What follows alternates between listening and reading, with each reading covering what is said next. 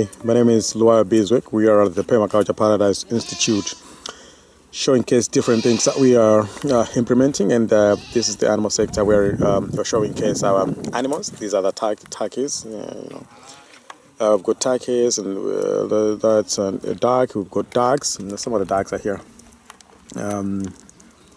Dogs and chickens, and over there you can see a goat. We've got goats. That's a goat.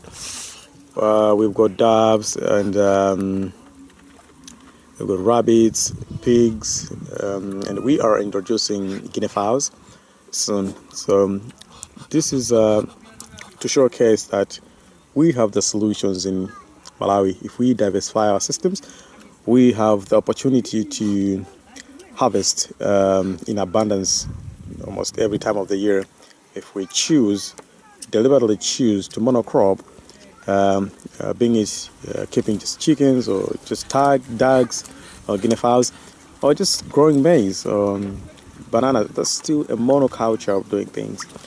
We will end up having lots of challenges, because if that thing fails, we are done. We're dead.